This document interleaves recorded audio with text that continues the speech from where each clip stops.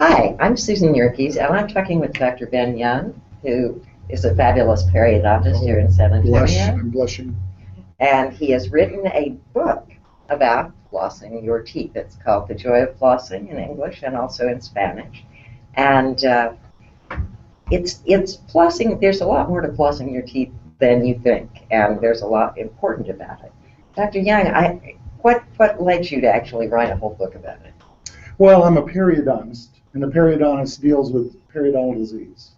And it just so happens that when I can have my patients flossing effectively, and a lot of people floss but they don't do it effectively, it reduces the amount of retreatment requirements, it improves the quality of care. And I just found after 30 years of doing this, that talking about flossing is a really complicated process, just like you said, and it doesn't really fall into what we learned in dental school and dental hygiene school. It's kind of something that we're so past it so quickly that patients, we just assume that they're going to understand how to do it. We had to figure it out, and so we assume they're going to figure it out too. And the problem is they come up with ways they think work, and they don't. And we're not able to slow it down enough to explain it clearly. And the biggest problem I have professionally is spending that amount of time talking to somebody when there's so much more I have to do. And I don't feel like even the hygienist, if you turn it over to the dental hygienist, she or he has a lot to do too. And the amount of information necessary to get somebody really qualified to understand it, it just takes a bit of time. Yeah, you know, all my life I assumed, and nobody's ever told me differently until I met you, that you just took the floss and you went Right. between your teeth, Yes. and it was done. Right. And in fact, that's not really the case at all, is it? No. And you know, and the other thing about it is the way it is taught, or the way people learn about flossing, because it is promoted. We promote it in dentistry, but we're promoting it with brushing. The problem is when we look at it from an advertising standpoint, which is where money is spent to teach people how to do things. We're taking advantage of the fact that there's product sales that help us professionally to get the word out to patients, and we don't have to do it. The problem is we get really quiet, and then we're relying on our corporations that are making product to put the message out for us, and it isn't quite the right message. Yeah, you don't see flossing commercials. You see whitening toothpaste Well, commercials. the best example of this is I walk into the local supermarket. Down in Texas, it's HEB.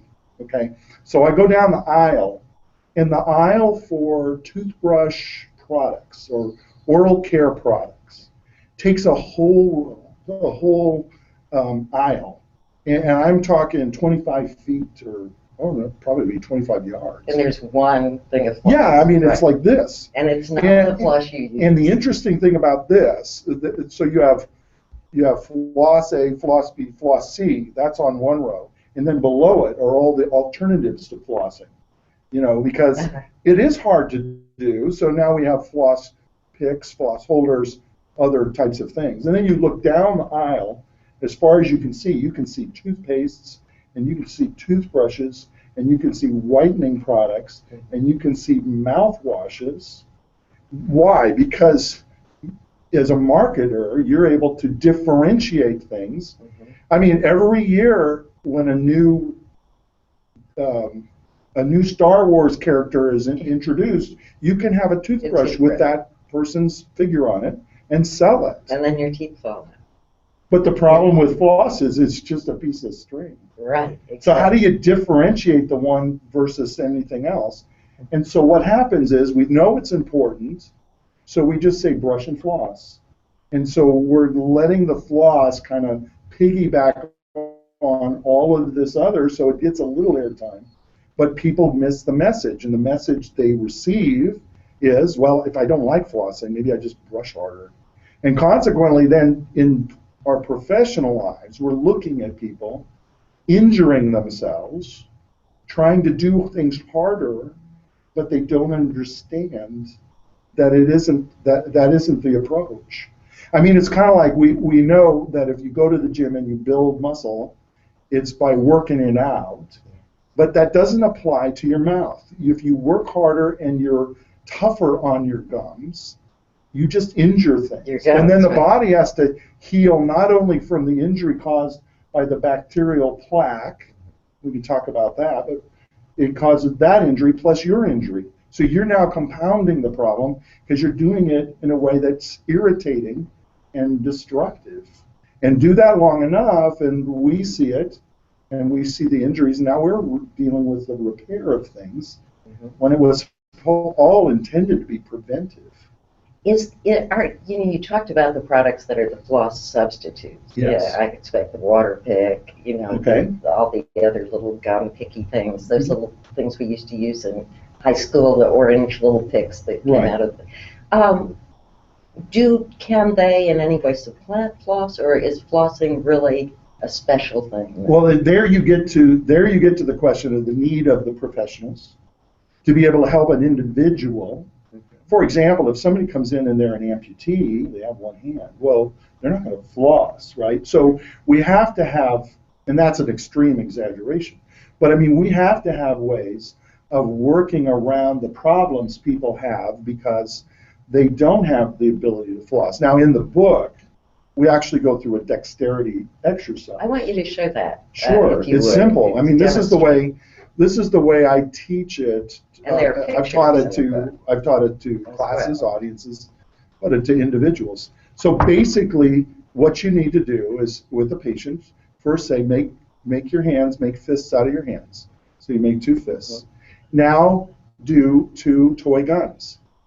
Okay, so you're pointing your fingers like this. Everybody in Texas can do that. Sure, and yeah, go Raiders. Yeah. Sorry for all A&M people. So anyway, so now you're pointing. Now take your 2 first fingers, put them together so they're touching.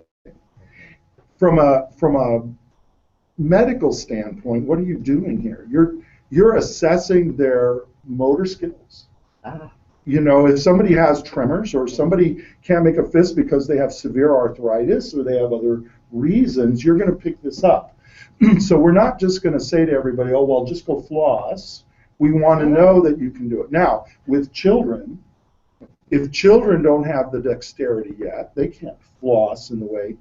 But the good news on that really is we teach them to brush when they're baby teeth. When the primary dentition's there, brushing is certainly more important than flossing. And you have a little 3-year-old or 4-year-old, whether you're flossing or not, what you're basically doing for somebody at that age is you're basically encouraging them to think about flossing because it's what mom and dad do. So it's influencing the family life to say, yeah, when you get a little older, you're going to do this, and we're going to work you through this. And the book was written really to, it takes a while in an office to explain it to somebody, but it isn't because it's complicated. It's just a lot of material. Exactly. But it is something a 10-year-old can understand. And I really believe and hope that we're going to have 10-year-olds out there who can teach other people to floss just as well as I can. So a lot of the problems that people have when they go to the dentist really are not caused so much by their teeth as by their gums. And that's kind of what you're protecting here, is that right? Well, I mean, plaque is a bacteria that's causing effects on teeth and gums. So flossing is going to help us with tooth decay. It's going to help us with periodontal disease. But back to the dexterity thing for just a quick second. So we have the toy guns, and you put your fingers together. Now take your knuckles and put those together as you point your first fingers towards yourself. Okay, now this is the way in which you can go all the way into the back of the mouth and floss. Now, from a teaching standpoint, what I found. The floss? Oh, sure. What I found was that we were doing the dexterity exercise. So I mean, even if you have a little kid, they could be able to make fists, touch, bring it together. Now, the biggest mistake people make, and I'll use floss to show this, is they wrap it around their first fingers. Just seems to make sense. And they try to get everything into the back with the other fingers there. Yeah. And there's no way to do that because basically your hands are bigger than your mouth for most people. Right. Unless you're an Can't alligator. get both fists in your mouth. Yes. If you can, So, then well, floss. then you join the circus. Okay, but for most of us, we've got to find a way to get to the back. And so when you wrap, if you take your middle finger between the two knuckles and just wrap it a few times. So one of the big things is, okay, you're going to wrap it until your finger falls off because you're going to lose feel. And I think those are some of the things that happen that get people dissatisfied with flossing. They say, I don't like flossing because it hurts my hands or hurts my mouth, and it's awkward. But they're making those decisions based upon their attempts, and their attempts, I would agree, probably are hard and don't work. But this is the way that's easiest to go into the back of the mouth.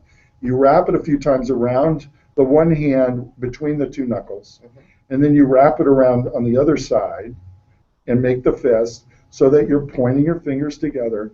Now you can push this floss all the way to the back. And now you're putting two fingers in your mouth, one on each side of the tooth you want to floss. Like that. Right. The closer you are to the object you're flossing, the more you can control what you're doing.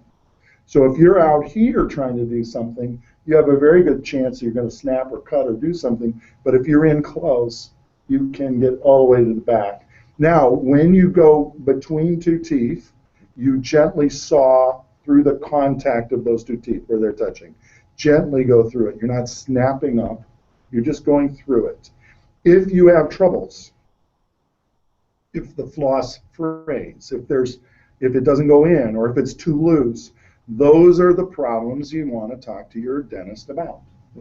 Because if you can't floss, the bacteria don't care. They're going to go anyway. And so you've got to figure out, how am I going to do this? And if you cannot, then your dentist and dental hygienist need to work with you to figure that one out.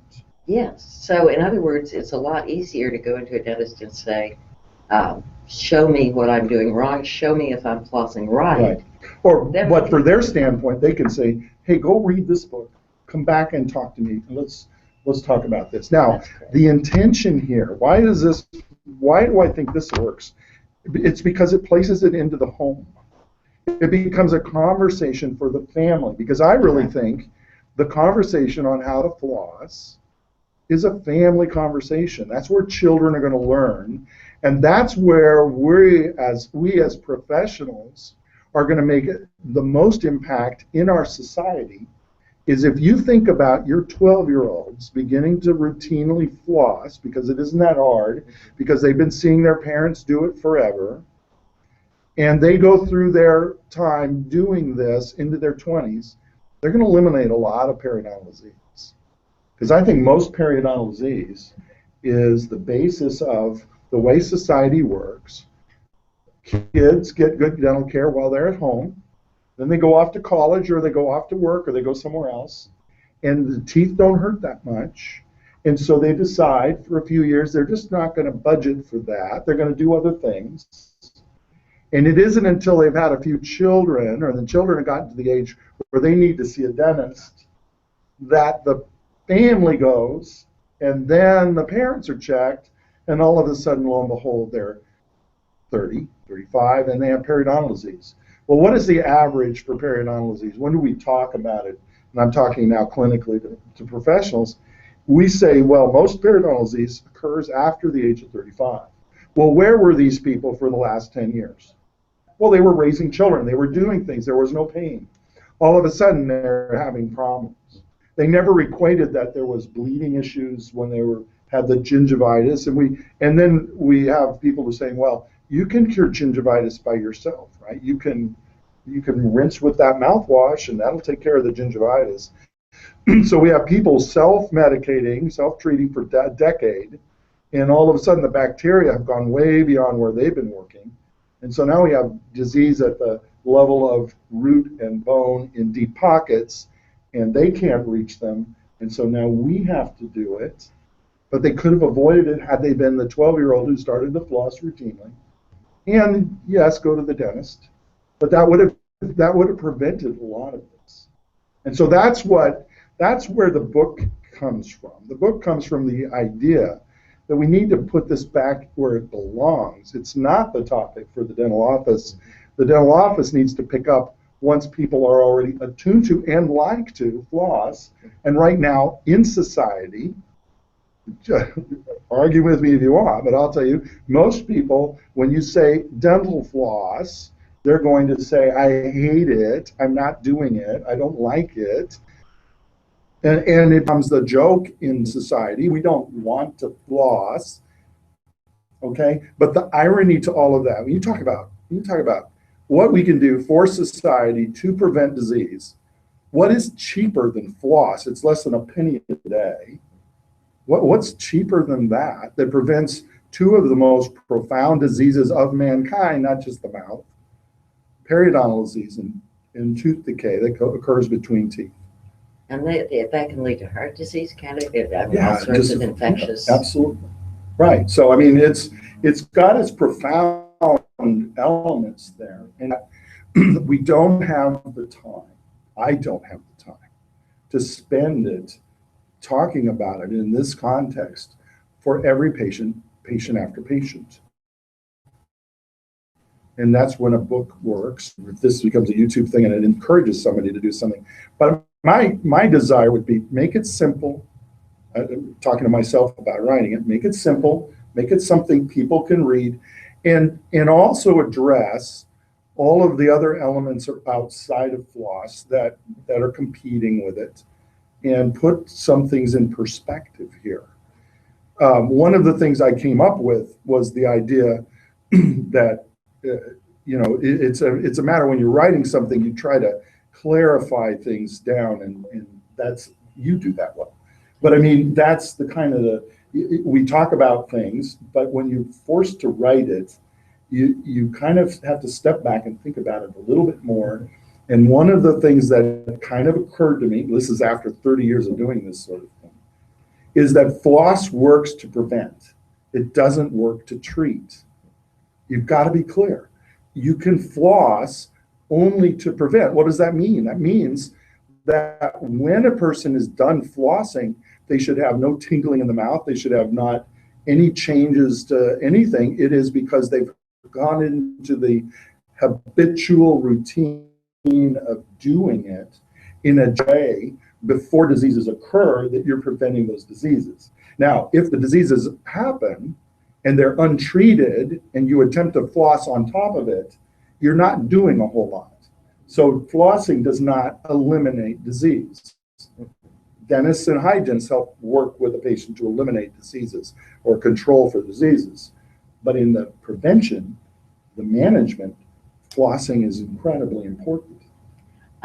Is there a difference, and this may be, again, something that an individual needs to ask their dentist about, but are there situations in which you would use the waxy floss or the stringy floss? Sure. Does that, what? Oh, my answer to that one is to the patient, pick the one you want to use. Try them all. Do whatever if you have a lot of space between teeth and things go in easily, then you're going to go to a thicker floss. You'll go to a tape. You'll go to waxes and things. Or if it's tight, you might go to waxes. But you also have glide floss, which is more of a Teflon as opposed to nylon. So you've got the slippery elements. But if you're not that person, you might not like that floss. Now, I like flavored floss. I don't like why mint. not? Yeah, why not? How many do they have? Like, I don't know. I would think. Yes, I'm looking for the cappuccino floss, but I haven't found it. But all right, well, there's a market. Okay, we're going to find flavored flosses. The marketers can go for that. But other than that, it's just a piece of string. And they just have to learn to do it. Now, part of the book, too, is it's the technique to do it. But it's also understanding what it is you're trying to do. So we have to talk about plaque. We have to talk about what's causing the diseases. And I go so far as to say, you've got to think about when they're given enough time. If they're given enough time, they're going to reproduce and thicken into something that then causes the body to respond. And so plaque is not just a bacteria in your mouth. plaque are the certain organisms that have the capacity to replicate and also to integrate with other organisms to create a mass that the body then responds to. And the body will respond by a process. In other words, it's kind of like an injury. So you have enough chemicals from a plaque that's sitting there long enough, and all of a sudden the body responds by opening up the capillaries. The smallest blood vessels in the body are the capillaries. That's where nutrition is exchanged. That's where oxygen and carbon dioxide are exchanged from cells down at that level. So they open up because they're now going to pour stuff into this area to do battle. And what comes into the area? White blood cells. What else? Antibodies. All of these things attacking organisms and doing all of it. Well, because the plaque is continually reforming, never stops. It's a constant. The net result is there's civilian injury. There are cells there that are just minding their own business, and they're wiped out by all the chemicals, both from the bacteria side and from the body side, doing damage. So that's the inflammatory response. When you step in and you're gently disrupting plaque, you're pushing all of these organisms out of the field so the body doesn't have to respond. It can respond, I mean, if it needs to, but we want to keep that inflammatory response as low as possible. Is the first sign of that it's going on, that when you start to floss, your gums bleed? Yes, I think so. Yeah, swell, bleed. So the signs of inflammation: swelling, tenderness, bleeding, and classically we'll say temperature, but you can't feel that. No. All right, so that's what's going on from the body's standpoint. So when you're flossing, you're simply disrupting the organisms, but you have to do it every day. Why? Because of the constant reproduction. So what is the floss doing specifically? It's disrupting the plaque colony off of that surface at that moment. Those organisms float away. They're killed by some things in saliva. They're swallowed, and your stomach acids kill them. But the point is, those particular organisms are not going to come back. What are going to come back are other ones that then begin to grow after you have a few minutes. The few minutes after you flossed, you've got organisms now recolonizing.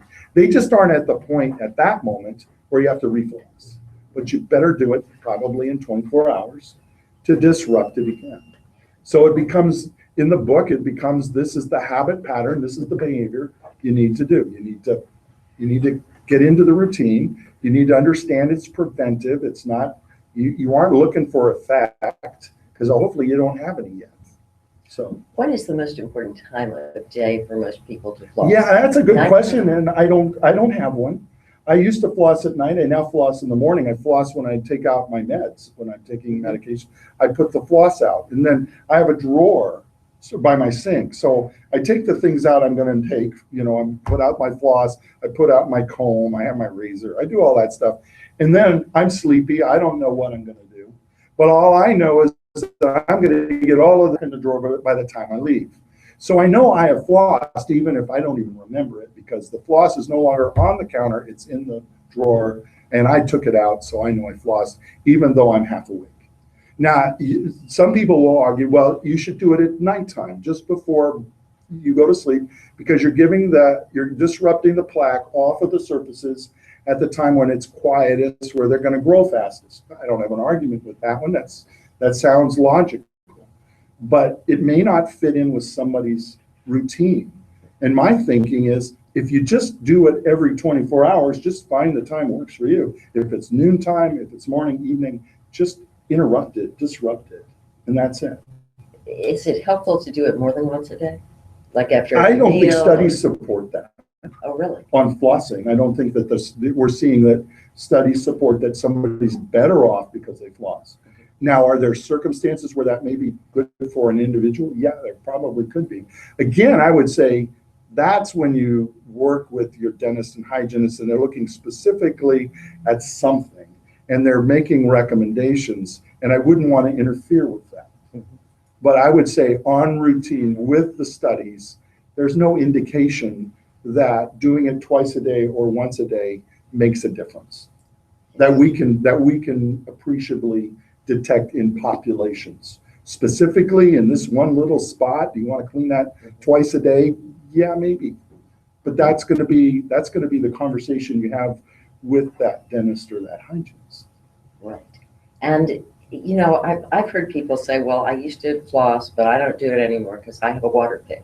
Okay. I always wondered, can a Waterpik really do the same thing, or do you... There are problems with Waterpiks. The purpose, or really the use of a Waterpik, best use of a Waterpik, is really disruption of food that's getting caught under bridge work and in places where it's not easily disrupted. So if you have a situation where you're getting food packed in and you can't get that out, Waterpiks can help with that. The concern is that if you turn a Waterpik up to its highest power and you put it in a pocket and you blast that, you're causing injury. Okay, so to me, a Waterpik is not a substitute for a professional hygienist cleaning the teeth, because they're going to reach in areas where you as a patient cannot. To use a Waterpik in substitute for that, I don't think is a good idea. Again, I would say the Waterpik is going to be one of those instruments that ought to be prescribed by the professionals because you specifically have a need for that. So you could, if you had a Waterpik, you could floss, and then you could maybe use the Waterpik to help wash out the stuff you've disrupted, right? You could. But that might be a good use of it, you know. I'm a minimalist. Yeah. So if I don't need it, I'm gonna, expensive. yes. Right. Well, yeah, that's right. And so you asked earlier too about, well, what about all these other things that are substitutes for floss? What about them? They are more expensive. You know, you go to a floss holder and all of these things, you're going to run cost up. Now, the problems with floss holders are they have a certain tension built in. Break. Well, okay, they break or they're too tight in some ways because they have to be tight enough so you can saw them through the contact. But then when you want to move them back and forth to wrap, see the other thing about flossing is you've got to understand. 2 more questions? When? Right now? Right now. No, just go ahead. Okay, we'll get to 2 more questions in just a minute. Understand that when you're going into floss, you're pushing, once you've gone through the contact, you're going up and down the surface. You're not sawing, you're going up and down, so your finger's going in the same direction. You're disrupting the plaque off the surface of one tooth between 2 teeth. Then you pull forward, and you do the same thing for the other tooth. So every time you floss between 2 teeth, you're cleaning the teeth. What are you doing to the gums? Hopefully not a lot. Leave them alone. Okay, yeah, they're going to take care of themselves. Push down. You don't want to. You're not cutting them. You're not toughening them. You're not. You know, it has nothing to do with that. You're disrupting organisms gently, but you're doing it specifically in both areas. When it's wrapped around your middle fingers, you're able to pull back and forth. The other thing is, once it's wrapped around the middle fingers, and you have thumbs and first fingers, you can move to the front. You can go wherever you want to manipulate in any way you want. You know, the illustrations in the book, I have to tell you, are just really good. I mean, the dexterity test, I don't know if you can see that, but a lot of what Dr. Young is saying, because I never learned it, I've had a lot of dentist stuff done, but nobody ever said anything about how to do this. And you know, I don't think they ever would if someone hadn't pointed it out to me and I wasn't able to ask about it. Right. And, you know, it addresses everything. I mean, if your mouth isn't healthy, you know, issues, a lot of this is stuff that you will want to take to your dentist and, you know, talk to them about. And then, well, I think strategically, it's the best way is for the dental office to give it to the patient. yes, I don't really think patients are going to go to a bookstore looking for a flossing book. They could, but I really think there are a lot of more interesting things they may want to pick up. well, I don't think they understand They don't that understand, it's not right. just like that. Right. If you don't know that flossing It's is- really a tool for the dental office to give to a patient, but a patient could get ahead of a dental, or let's say the patient has a relative in another city that mails them the book. Well, they take it into their dental office and say, yeah, I want to talk about this. I could see that happening. So you want to ask them a couple of questions? You know, the idea, I have to say, the idea of having the book, you mentioned earlier that the idea is that the book is at the house. Right. Then there's this thing to start a conversation. And I was thinking, you know, in the very computer age where we read so much online, we've got so much online, there's nothing like a physical thing that you can look at and pick up, because you're looking at the computer for a minute and then it goes away. Right. You know, if you're trying to learn how to do something manually, to have it there to remind you is such a great thing that I want to talk about what people do to get this book. You know, either dentists or individuals. How do you? Well, it's available on Amazon, Amazon.com, just The Joy of Flossing. It also comes in Spanish, El placer de usar hilo dental. And so it's in both Spanish and English. And it's a Kindle download. So the Kindle download's simple. A dental office could just say, go download this.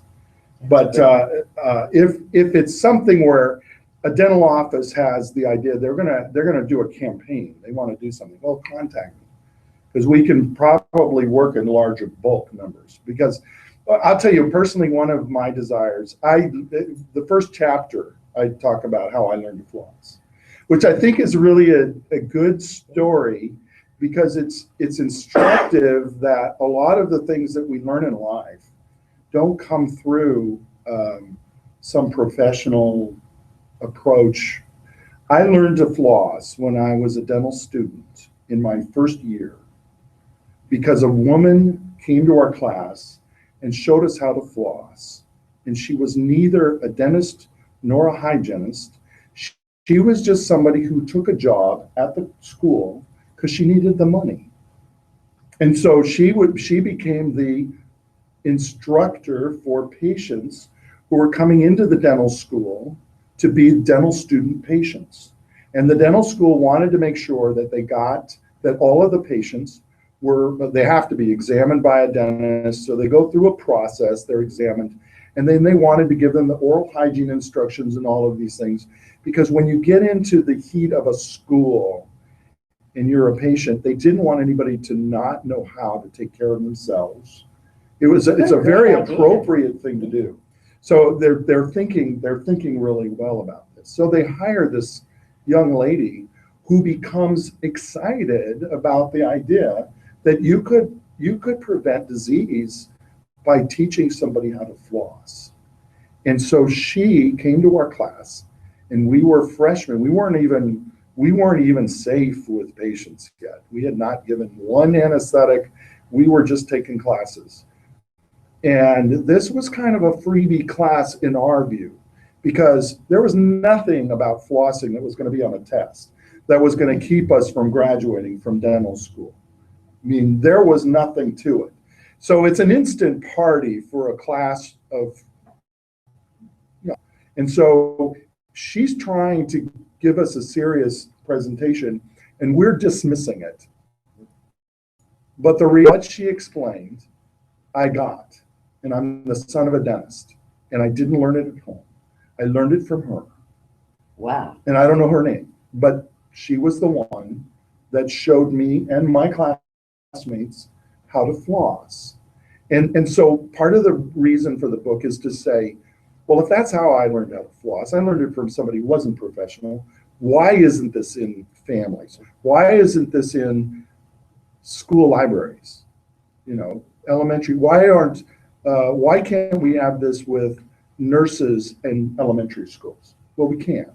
And that's what we have Heart Month for kids. We have lots of disease months where kids get the idea of preventative health. Right. And, you know, I think the fact that so many people think, well, there's your teeth, and there's dentists, and then there's your body, and that's really important. But the older you get, the more cavities you get, the more issues you have, the more you realize, hey, these are an important, expensive, and critical part of your body. Right.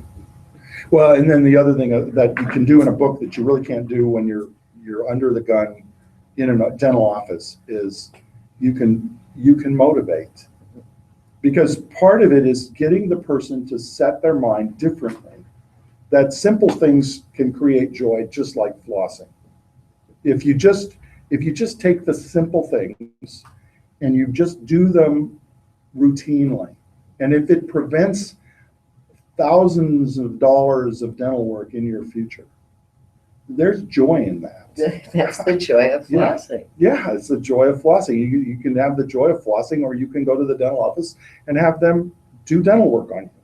And I'm not opposed to that as a dentist. That's my livelihood. But seriously, I and all my colleagues want people to take care of themselves, and we want to see our dental work survive. We don't want to keep redoing things because they're not taking care of them.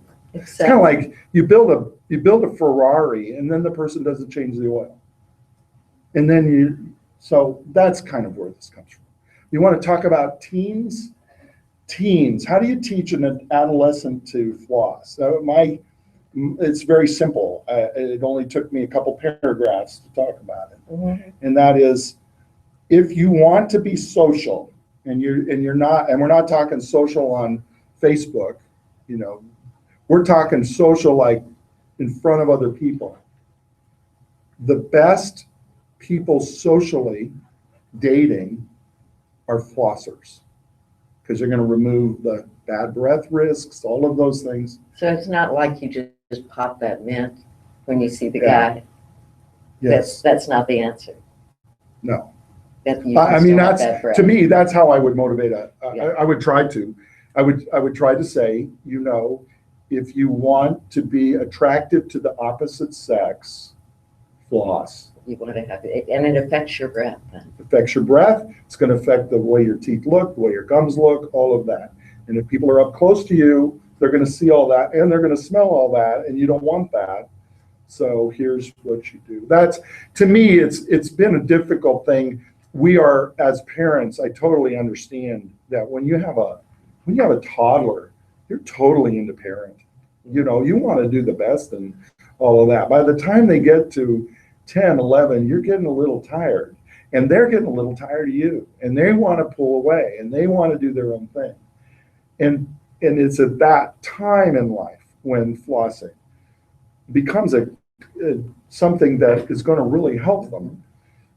When they start to get their permanent teeth growing in and they begin to touch, and that flossing can work, that's when they need to start. And so they need to connect with dental offices, and they need to be promoted in all of this as little ones, so that the first conversation about flossing isn't really about kissing. It's because the little one grew up and they watched people and they said, I want to be like my parents. And so it's an additional motivator. Well, before you go to bed, you're supposed to wash your face and brush your teeth, but you're suggesting to add, you're supposed to wash your face and brush your teeth and floss. Right. Yes. Simple. All you have to do is practice it. I guess I'm old school in the sense that I really do think parents have the responsibility to make sure their children are well taken care of. So you're giving them baths. Teeth and gums are important. They need to be managed. We don't want to stress people out over that, but we don't want it neglected either. Yeah. So it isn't something where, it's behind their lips and it's private and I'm not going to bother it. I'm the parent. No, I had a mom she only stands to about this tall with me, and she brushed our teeth. It was my dad. I never got any cavities as a kid. It wasn't because my dad was a dentist. It's because my mom brushed my teeth and my siblings' teeth until I was taller than she was. So it started out, I was on a stool and she would brush my teeth from behind. And then we put the stool aside, we were kind of equal. And then eventually she was on a stool and she was brushing my teeth. So probably about age 10 or 11. And I didn't know that was unusual. I was just in that family, and that's the way it was. Am I grateful? Absolutely. Absolutely. Because I don't have the decay. I didn't have those issues. It's not because I'm so clever. It's because my mother made sure She wasn't going to have any decay. Maybe it was because the parents, you know, she never wanted to go to the dentist, being my dad, and have to face him because there was decay or whatever. I don't know. But whatever it was, it worked because my mother pushed it. That's great. And so to me, I would say that's a good thing.